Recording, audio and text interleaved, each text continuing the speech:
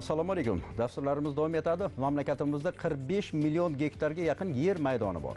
2021-yilgacha shundan bor yo'g'i 1 million gektari davlat ro'yxatidan o'tkazilgan. So'nggi yillarda yagona tizim yaratilib, raqamlashtirish joriy etilganligi natijasida 42 million gektar yer, ya'ni jami maydonlarning 94% ro'yxatdan o'tkazilgan. Jumladan o'rmon va suv fondi muhofaza etiladigan tabiiy hududlar to'liq davlat ro'yxatiga olingan. Sohadagi eng dolzarb masala bu ko'chmas mulk munosabatlarini tartibga solish. Shu maqsadda ko'chmas mulklarning haqiqiyligi va ishonchliligini davlat tomonidan kafolatlanadigan yagona ma'lumotlar bazasi, ya'ni UZCAT tizimi ishga tushirilgan. Ayni paytda barcha bino va inshootlar xatlovdan o'tkazilib, unga kiritilmoqda. Xabaringiz bor, davlatimiz rahbari 29-aprel kuni yer hisobini yuritish va kadastr xizmatini rivojlantirish bo'yicha qilingan ishlar hamda kelgusidagi vazifalarga oid taqdimot bilan tanishgandi. Muloqotimiz mavzusi shu haqda studiyaga kadastr agentligining boshqarma boshlig'i Firuz Sultonov hamda ushbu agentlikning bosh mutaxassisi Bahodir Madyorovni taklif qilganmiz. Xush kelibsizlar. Assalomu alaykum. Bu haftadagi eng muhim bir voqealardan biri bevosita davlatimiz rahbari 29-aprel kungi bo'lib o'tgan o'sha taqdimot mavzusiga daxldor. Bu haqda mana mutaxassis ekspertlar o'zlarining fikrlarini berib boryapti. Bermoqchi bo'lgan dastlabki savol mana shu taqdimotda yer hisobini yuritish va kadastr xizmatini rivojlantirish bo'yicha qilingan ishlar sarhisob qilinishi bilan birgalikda navbatdagi vazifalar belgilab o'tildi taqdimotda. Buning qanday zarurati, ahamiyati bor? Dastlab yig'ilishda o'tkazilganligini asosiy zaruriyati va ahamiyatiga to'xtaladigan bo'lsa, eng birinchi navbatda davlatimiz rahbari tomonidan birgina kadastr agentligi emas, butun barcha sohani tubdan takomillashtirish bo'yicha islohotlarni amalga oshirib kelinmoqda. Shu jumladan kadastr agentligida ham bizani oldimizga qo'ygan eng asosiy vazifalardan bittasi yerni hisobini yuritish, ko'chmas mulklarni hisobga olish hamda sifatli kadastr xizmatlarini ko'rsatishdan iborat edi. Bu bo'yicha avvalgi yig'ilishlarda berilgan topshiriqlar hamda oxirgi qabul qilingan qonun, farmon, qarorlarning ijrosini ta'minlash bo'yicha amalga oshirilgan ishlar va kelgusidagi rejalar bo'yicha hisobot berilib o'tildi.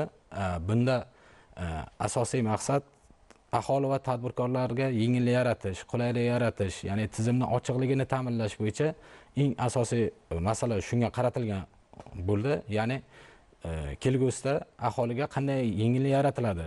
Mana yangi qonun qabul qilindi, farmon qabul qilindi, tizimni isloh qilish bo'yicha bir necha bor yig'ilishlar o'tkazilib, aniq vazifalar belgilab berildi. Aynan shu vazifalarning ijrosi va kelgusidagi rejalar bo'yicha muhokama yig'ilishi o'tkazildi. Biz yuqorida ko'rsatuvimizda avvalda ham ta'kidlab o'tdik, mamlakatimizdagi o'sha 45 million gektar, 45 million gektarga yaqin yer maydoni, bu har bir qarichi bu qadrlarda. Xuddi shunday. Bu yer bu oziq-ovqat manbai. Bu katta bir aktiv aslida-da. Shunaqa. Buni ishga tushirish, undan samarali foydalanish asosiy bir kun tartibida turgan masala sifatida qaralyapti. Yaqin paytlargacha mana yuqorida ham ta'kidlab o'tdik. Buni nazorati masalasi, uni hisobini yuritishda o'ziga yarasha bir kamchiliklar bor edi. Davlat rahbari bizga bu masalaga e'tibor qaratayotgani yo'q. O'z navbatida 2024-yil 5-avgustda O'zbekiston Respublikasining o'zboshimchalik bilan egallab olingan yer uchastkalariga hamda ularda qurilgan binolar va inshootlarga bo'lgan huquqni e'tirof etish to'g'risidagi qonuni qabul qilingandi va joriy yil yanvardan hujjatlarni rasmiylashtirib egalariga taqdim etish jarayoni boshlandi-da. Buni qanday bir ahamiyati bor? Bu jarayon qanday kechyapti hozirgi kunda, shu kecha kunduzda? Marhamat. O'zbekiston Respublikasining o'zboshimchalik bilan egallab olingan yer uchastkalariga hamda ularda qurilgan binolar va inshootlarga bo'lgan huquqlarni e'tirof etish to'g'risidagi qonun qabul qilingan edi va bu mazkur qonun 8-noyabrdan kuchga kirgan bo'lib, bugungi kunda kadastr agentligining tuman shahar filial xodimlarimiz tomonidan xatlov ishlari amalga oshirilmoqda. Qonunning ijrosi qonunda belgilanganki ikkita bosqichda amalga oshirilishi. Birinchi bosqichda yuqorida aytib o'tilgandek kadastr agentligining tuman shahar filial xodimlarimiz tomonidan xatlov ishlari amalga oshirilyapti. Bu xatlov avvalgi o'sha aksiyalardan deymiz yoki bo'lmasam xatlovlardan asosiy jihatlardan biri ham shundaki, bunda fuqaroning murojaati talab etilmaydi va bu tanlov asosida emas. Bu yalpi xatlov. Qonunda belgilangan birinchi moddasiga asosan 8 ta holat tanlab olingan bo'lib, 8 ta holatdagi yer uchastkalari bo'yicha har bitta yer uchastkasiga birma-bir kirib chiqiladi. Bunda biz kadastr agentligi tomonidan belgilanganki, o'sha mahallani reja grafik tasdiqlangan bo'lib, mahalliy hokimliklarning taklifiga ko'ra kadastr agentligi tomonidan 2024 va 2025 yillar uchun reja grafik tasdiqlangan. Bugungi kunda o'sha mahallalarda xatlov ishlari amalga oshirilmoqda va har bitta yer uchastkasi bo'yicha qonunning 16-moddasida belgilanganki, vazirlik idoralarining tizim tashkilotlari tomonidan har bitta yer uchastkasiga o'zining xulosasini berish orqali har bitta yer uchastkasiga o'sha yurtdoshlarimizga, fuqarolarga, uy joyiga, mulkiga bo'lgan huquqlar e'tirof etilishi jarayonlari olib borilmoqda. Bu eng muhim bir masala. Albatta. Bir paytlar to'g'risi mana 7-8 yil oldingi bir vaziyat, mana shu yer uchastkalarini o'sha nazorati masalasida o'ziga yarasha bir muammolar bor edi. Ayniqsa o'z boshimcha qurib olish holatlari juda ko'p bo'lgan. O'sha qurilgan noqonuniy binolar, inshootlarni huquqini e'tirof etish qurgan odamlarga nisbatan ularga bir mulk egasi sifatida rasmiylashtirib berish albatta mamlakatimizda bir insonparvarlik tamoyilini bir belgisi sifatida qarash kerak. Albatta qurilgan katta mablag' sarflagan masalanda, lekin hujjat yo'q.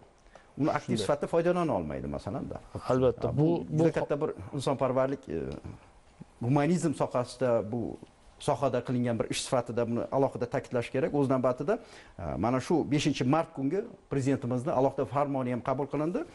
Mulkni, ko'chmas mulkni ommaviy baholash tizimini joriy etish bilan bog'liq. Bu o'z navbatida kadastr agentligiga ham ko'chmas mulkni ommaviy baholash milliy markazini tashkil etish vazifasi ham qo'yilgandi. Uni huzurida agentlik qoshida. Bu jarayon qanday kechyapti? Bu markazni tashkil etish qanday bir masalalarga yechim bo'ladi? Marhamat. Davlatimiz rahbari tomonidan 5-mart kuni tasdiqlangan qurilish insonlik farmonlariga asosan yangi tizim, ya'ni ko'chmas mulkni ommaviy baholash tizimini joriy etish belgilandi. Hozirgi kunda ko'chmas mulkni ommaviy baholash markazini tashkil etishda, ya'ni kadastr agentligi huzurida markaz tashkil etishda huquqiy asosini yaratish bo'yicha normativ hujjat loyihalari ishlab chiqib kiritilgan tasdiqlash uchun. O'zi bu qonunni qabul qilinishidan maqsad nima edi degan savolga to'xtaladigan bo'lsak, birinchi navbatda hozirgi kunda ko'chmas mulk obyektini narxini belgilash, ya'ni hamma joyda har xilcha belgilangan. Ya'ni haqiqiy bozor narxi degan ma'lumot shakllanmagan edi.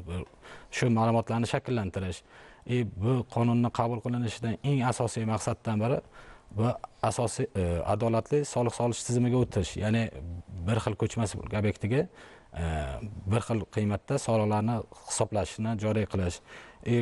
Hozir aytib o'tdingiz, o'sha markazni tashkil etish, markazni huquqiy asosi bilan birgalikda uni faoliyatini yo'lga qo'yish. Hududlarda ham ishchi guruhlarda hozir o'rganishlar olib borilyapti, xodimlarni tayinlash masalalari ko'rib chiqilyapti hozirgi kunda. Bu eng muhim bir masala.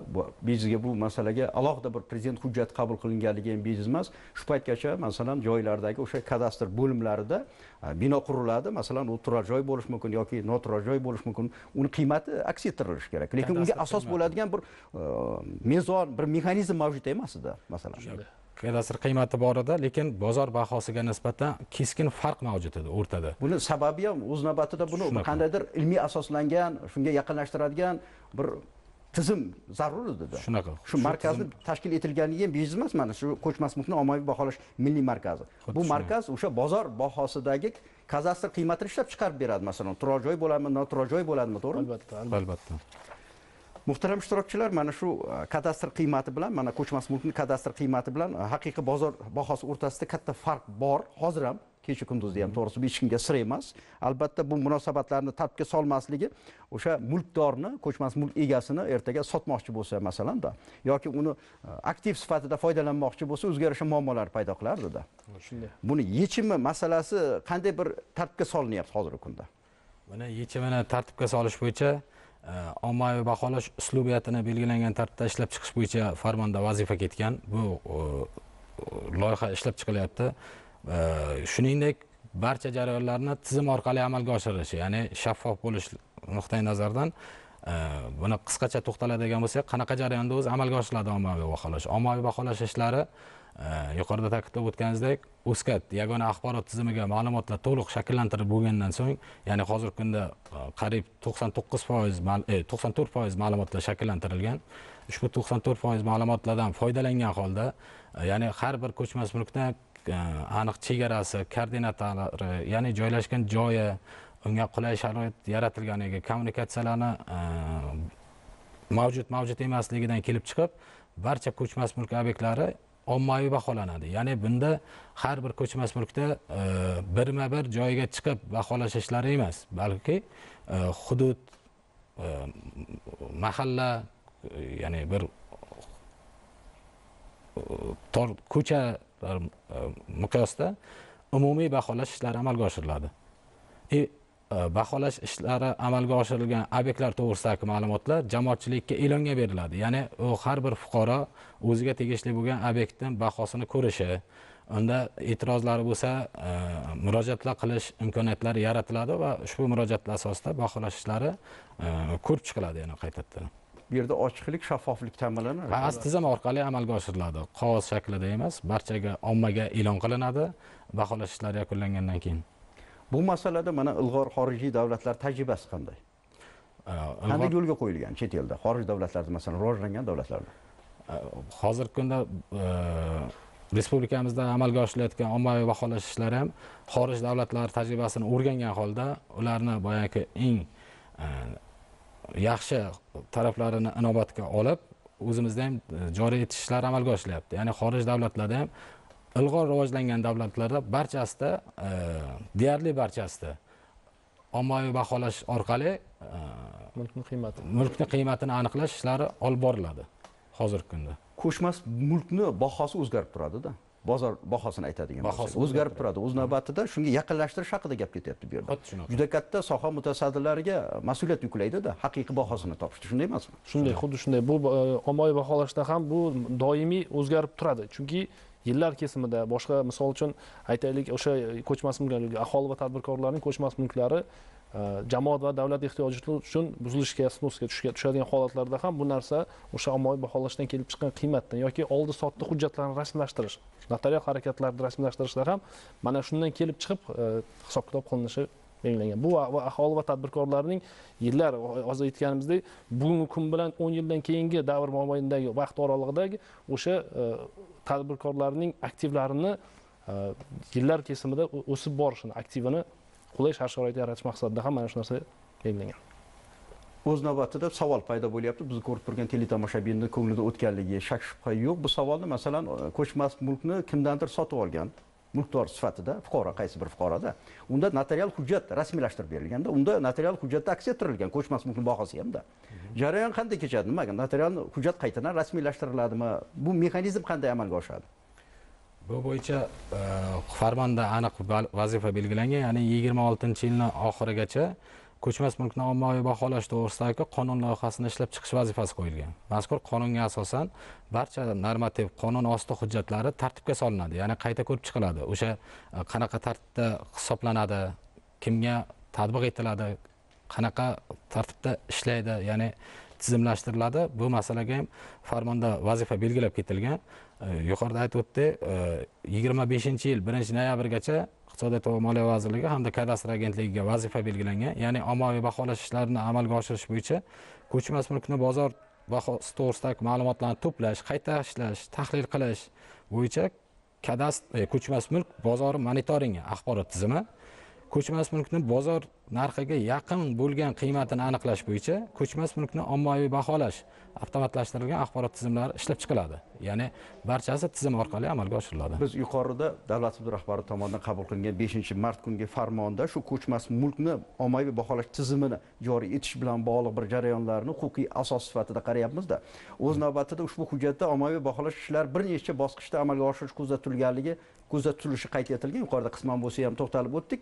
Joriy yilda 2025 va 2026-yillarda eksperiment tariqasida Toshkent shahrida o'tkazilishi ko'zatilyapti-da. Bu qanday tashkiliy jarayonlar ketyapti hozirgi kunda, masalan, keyingi bosqich qanday amalga oshadi? Dastlab farmonda belgilangan tartibga ko'ra 25-26-yilda Toshkent shahrida sinov tariqasida amalga oshiriladi. Ya'ni tajriba tariqasida amalga oshirilgan tajribaning natijasidan kelib chiqib aniq takliflar va xulosalar taqdim etiladi. Ya'ni bu respublikamizda yangi tizim, yangi soha bo'lganligi nuqtai nazardan bir qator ish jarayonida ko'zda tutilmagan holatlar kelib chiqishi mumkin. Shularni ham inobatga olgan holda ishlar amalga oshiriladi. Hozirgi kunda dastlab o'sha ko'chmas mulkni ommaviy baholash ishlarini amalga oshirishdan avval birinchi huquqiy jihatdan tartibga solish bo'yicha normativ hujjatlarni ishlab chiqish, bundan tashqari yuqorida ta'kidlab o'tganimdek axborot tizimlarini ishlab chiqish ishlari yakunlangandan keyin ommaviy baholash ishlari boshlanadi. Biz yuqorida ham bu haqda qisman bo'lsa ham to'xtalib o'tdik. Mamlakatimizdagi mana shu turar joy ko'chmas mulklar noturar joy bo'lishi mumkin. O'z navbatida yer uchastkalari mana 8 milliondan ortiq turar va noturar joylar bor. 7 millionga yaqin yer uchastkalarini iqtisodiy aktiv sifatida qiymatini aniqlash masalasi ham kun tartibida turibdi. Bu hujjatda alohida bu qayd etilgan. Iqtisodiy aktiv sifatida ko'chmas mulkni yoki yer uchastkalarini qiymatini belgilash nima beradi? Masalan, mulkdorga, buni egalariga masalan. Marhamat. Shuni bir izohlab tushuntirib bersak, oddiy xalqona qilib, jaydari qilib. Marhamat. Iqtisodiy aktiv sifatida belgilanishi, ya'ni bu nima degani? Iqtisodiy aktiv mana hozirgi kunda kadastr qiymati misol uchun 100 million so'm bo'lgan ko'chmas mulk obyektini ko'chmas mulkni ommaviy baholash natijasida 300 million so'm bo'ladigan bo'lsa yoki bo'lmasa 200 million bo'ladigan bo'lsa, bu o'sha 200 million so'm miqdorida garovga qo'yishi, oldi-sotdida munosabatlarni tartibga solinishi, ya'ni ko'chmas mulkni bozorini rivojlantirishiga olib kelinadi.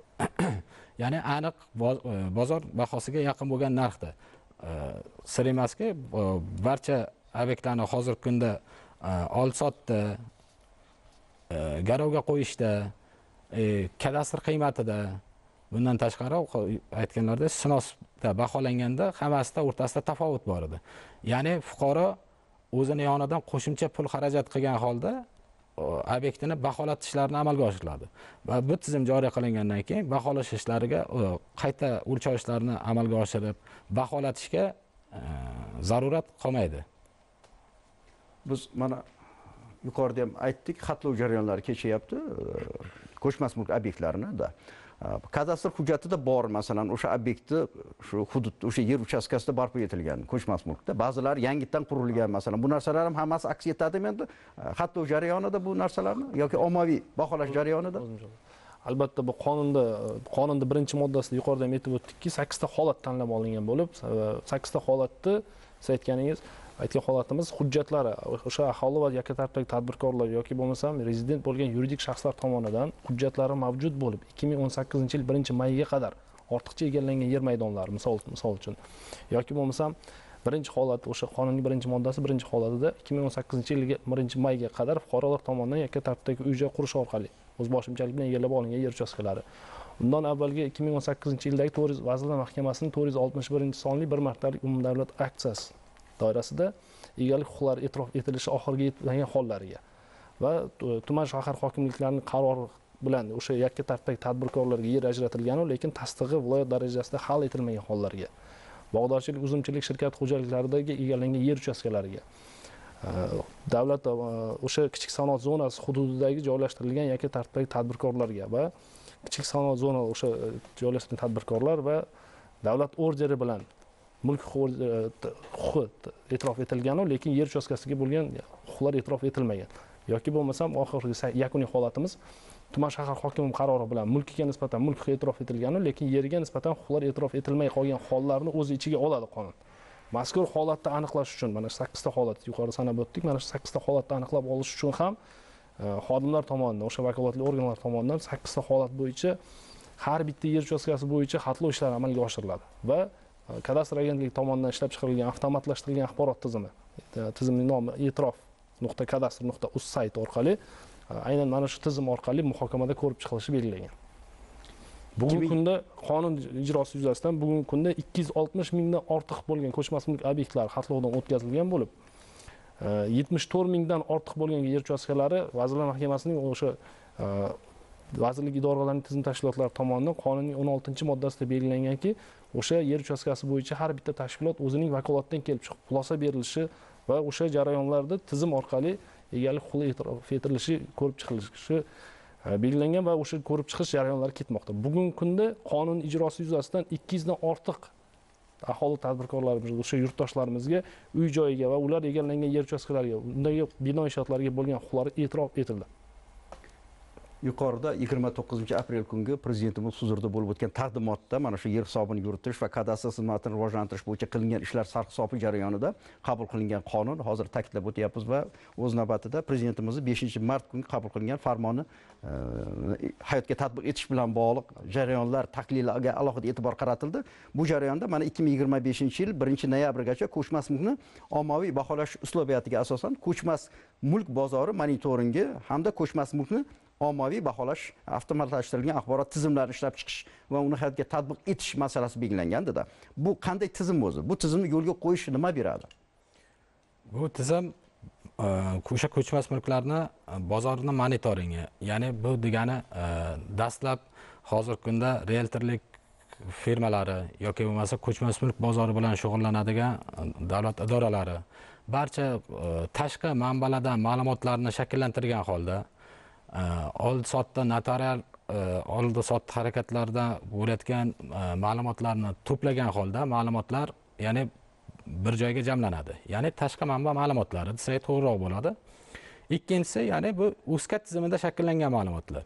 Ya'ni USCAT tizimida shakllangan ma'lumotlar nima uchun zarur? Ya'ni unda har bir ko'chmas mulkni joylashgan joyi, manzili, uni toifasi, turi va jamiki nima ma'lumoti bo'lsa, ushbu ma'lumotlar orqali tizimga shakllanadi. Shakllangan ma'lumotlar asosida belgilangan tartibda o'sha baholash mezonlari ishlab chiqilgan holda mezonlar asosida har bir ko'chmas mulkni bozor bahosiga yaqin bo'lgan qiymatini aniqlash ishlari olib boriladi. Bu jarayonlar hozir yuqorida aytib o'tgan tizimlar orqali amalga oshiriladi. Mamlakatimizda insonni qadrlash, inson huquqlarini ta'minlash ustuvor vazifa sifatida qaralyapti. Ko'chmas mulkka umuman mulk huquqi bu konstitutsiya darajasida mustahkamlangan. Har bir fuqaro, har bir jamiyat vakili mulkdor bo'lish huquqiga ega. Albatta bu mulkni ega bo'lishi bevosita albatta jamiyatdagi o'sha jarayonlarda hayotga tatbiq etishda ushbu qonun normasini hayotga tatbiq etishda, konstitutsiyaviy normani hayotga tatbiq etishda juda ham muhim.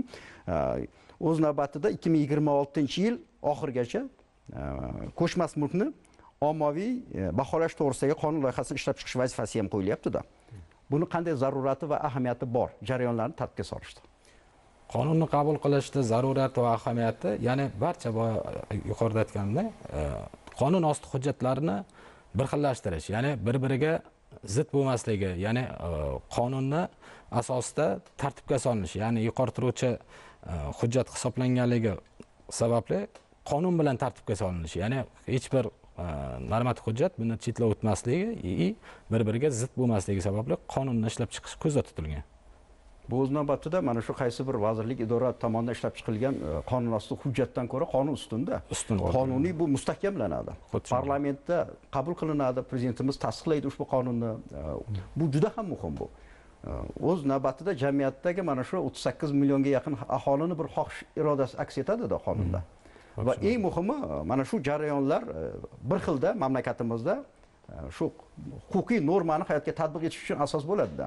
Shunaqa. Va o'z navbatida biz aytadigan masala mana shu davlatimiz rahbari 29-aprel kungi taqdimotda alohida bu masala to'xtalib o'tildi. Davlatimiz rahbari huzurida mana shu kadastr agentligi zimmasiga mas'uliyat yuklanyapti. Mana shu sohada yaxlitlik va aniqlikni ta'minlash bo'yicha ko'rsatmalar berildi. Byurokratiyani keskin kamaytirish masalasi qo'yilyapti. Kadastr xizmatlari sifatini oshirish, tadbirkorlarga yengilliklar yaratish vazifasi qo'yildi-da. Bu mas'uliyatni qanday qabul qilyapsiz? Haqiqatdan ham yig'ilishda bir qator vazifalar belgilab berildi. Ya'ni eng birinchisi yil yakunigacha 400 mingga yaqin uy-joylarni xatlovdan o'tkazib tizimga kiritish, ya'ni yangi tizimga kiritish vazifasi qo'yildi. Bundan tashqari kadastr xizmatlari sifatini oshirish, ya'ni tadbirkor va aholiga qulaylik yaratish maqsadida. Bu bo'yicha ham ishlar olib borilmoqda. Jumladan 2024-yilda jami aholi va tadbirkorlik subyektlariga 3,3 milliondan ortiqroq kadastr xizmatlari ko'rsatilib, bu o'tgan yilning mos davriga nisbatan, ya'ni 30% ga oshgan. Ya'ni xizmat ko'rsatish hajmi yilga oshib bormoqda. Bundan tashqari 5 ta yangi kadastr xizmatlari ishga tushirildi bugungi kunga qadar. Bu xususiylashtirilgan yer uchastkalarini kompozit tarzda davlat ro'yxatidan o'tkazish. Bu nima degani? Ham xususiylashtirish uchun bitta ariza asosida yer uchastkasiga bo'lgan huquqlari xususiylashtirib, kadastr xizmatlar, kadastr pasportini shakllantirish hamda ko'chmas mulkka bo'lgan huquqlarni davlat ro'yxatidan o'tkazish xizmati degani. Ya'ni avval bu jarayonda 3 ta ariza berilardi. Shu bitta ariza asosida ortiqcha ovoragarchilikni oldini olish uchun shu xizmat joriy qilindi. Bundan tashqari turar va noturar joyiga kadastr hujjatlarini rasmiylashtirish hamda unga bo'lgan huquqlarni ro'yxatdan o'tkazish bo'yicha ham kompozit tarzda xizmat ko'rsatish yo'lga qo'yildi. Ya'ni avval kadastr pasportini shakllantirish uchun alohida murojaat qilinishi kerak edi. Huquq mahsulotni ro'yxatdan o'tkazish uchun alohida murojaat qilish kerak. Ya'ni 2 marta davlat xizmatlari yoki yagona portal orqali murojaat qilinishi bu ham bir vaqtning o'zida bitta ariza asosida amalga oshirish yo'lga qo'yildi. Avval bo'lmaganida bu ko'chmas mulkni bo'lish va uni yangi chegarasini belgilash hamda ko'chmas mulkni birlashtirish hamda uni yangi chegarasini belgilash bo'yicha ham yangi xizmatlar ishga tushirildi. 29-aprelda belgilab berilgan vazifalardan kelib chiqib, yanada kadastr xizmatlarining sifatini oshirish, qulayliklar aholiga qulaylik yaratish maqsadida ham aniq chora-tadbirlarni belgilab olganmiz. Bunda mana 25-yilni yakuniga qadar bir qator xizmat ko'rsatishni takomillashtirish bo'yicha rejalarni olganmiz. Birinchisi bu biznes jarayonlarini, ya'ni ish jarayonlarini optimallashtirish orqali obyektning, ya'ni bir qismi sotilganda obyektning sotilgan qismi va qolgan qismiga bir vaqtning o'zida soddalashtirilgan tartibda kadastr hujjatlarini rasmiylashtirish xizmatini yo'lga qo'yiladi. Bundan keyingisi, ya'ni qog'oz shaklida ro'yxatga olingan ipoteka shartnomalarini ro'yxatdan o'tkazish hamda u asosida qo'yilgan taqiqlarni elektron bekor qilish xizmati yo'lga qo'yiladi. Bu hozirgi kunda ipoteka shartnomalari va taqiqlarni bekor qilish xizmati, ya'ni qog'oz shaklida kadastr idoralariga murojaat qilgan holda amalga oshirib kelayotgandi. Bu tizimni ham elektron xizmatga o'tkazish ko'zda tutilmoqda. Bundan tashqari binoni ixtisosligini o'zgartirish, ya'ni turar joydan noturar joyga yoki bo'lmasa noturar joydan turar joyga o'tkazilganda binoni ixtisosligini o'zgartirish, kadastr pasportini rasmiylashtirish hamda mulkka bo'lgan huquqlarni ro'yxatdan o'tkazish bo'yicha ham kompozit tarzda xizmat ko'rsatiladi. Ya'ni bu ham 3 marta davlat xizmatlari orqali murojaat qilinishini oldini olib, bir martaning o'zida bitta arizasi asosida barcha masalasini hal qilinadi. Bundan tashqari, qishloq xo'jaligi yerlarini ikkilamchi ijaraga berish shartnomalarini elektron ro'yxatdan o'tkazish imkonini yaratiladi. Ya'ni ikkilamchi ijaraga berilgan yer uchastkalari hozirgi kunda bular qo'lda, ya'ni tashrif buyurilgan holda amalga oshirib kelinmoqda. Bularni ham elektron yuborishdan xizmatini yo'lga qo'yiladi. Bu qilingan ko'zda tutilgan chora-tadbirlarning natijasi nima beradi deganda, eng asosiy masala fuqarolarning ovoragarchilikning oldini olish birinchisi. Ikkinchisi, vaqtini tejash hamda sarf qilinayotgan xarajatlarni kamaytirish. Ya'ni yo'l kira boshqa xarajatlari bor o'ziga yarasha. Nima deydi? Shu orqali biz aholini sifatli xizmat ko'rsatish orqali ularga qulayliklarni yaratish asosiy vazifamiz hisoblanadi. Shu belgilangan vazifalar, ya'ni byurokratiyani oldini olish uchun bu sohada bu hozir aytib o'tgan xizmatlarimiz bilan to'xtab qolish niyatida emas biz. Ya'ni kelgusida buni yanada takomillashtirish bo'yicha. Bahodir Baxtiyorovich, mana ko'rarimizda, ba'zida ko'ryapmiz, yerni sotayotgan ba'zi bir udobronlarni huquq qilish idoralari tomonidan qo'lga olinyapti, jinoyat fosh qilinyapti, choralar ko'rilyapti. Nazarimda bu yangi bir tizim ochiqlik, shaffoflikni ta'minlashi, bunday bir qonunbuzarliklarni bartaraf etadi, shunday emasmi? Albatta. Bu bugungi kungacha qadar ham to'g'ri aytib o'tganingizdek, yurtdoshlarimiz orasida ham shunday udobron shaxslar borki, mana hozir aynan mana qonun ijrosi yuzasidan ham qonun chiqdi, hujjatlarimizni rasmiylashtirib olar ekanmiz degan tushunchada yurgan holatlar ham amaliyotda uchrab turibdi. Yo'q, bunda qonunda belgilab o'tilganki, aynan o'sha yillar kesimida, hajmlar kesimida o'sha vaqt oralig'ida qurilganligi, qurilmaganligi va o'shanga xulosa beruvchi tashkilotlar belgilangan. Yurtdoshlarimizni ham eslatma sifatida ham aytib qolardik. Noqonuniy holatga yoki hujjatlarni rasmiylashtirib beraman degan udobron shaxslarga aldanib qolmasliklarini eslatma sifatida so'rab qolamiz. Rahmat samimiy fikrlar uchun. Albatta mamlakatimizda barcha sohalarda kechayotgan islohotlar qatorida mana shu kadastr tizimida ham amalga oshirilayotgan islohot bejizga emas, mamlakatimizda mana shu jarayonlar huquqiy asosi mustahkamlanyapti.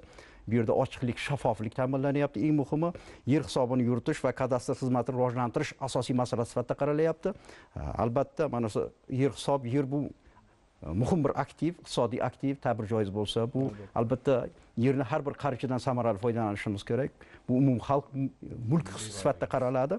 Agar samarali foydalanilsa, mamlakatimizda mana shu iqtisodiy farovonlikni ta'minlashda xalqimizni, davlatimiz taraqqiyoti uchun ham muhim va qolaversa, jarayonlar albatta tartibga solinishi kerak, huquqiy asosi bo'lishi kerak.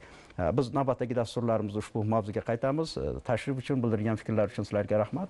Muhtaram teletomoshabinlar, O'zbekiston 24 telekanali o'z dasturlarini davom ettiradi. E'tiboringiz uchun rahmat.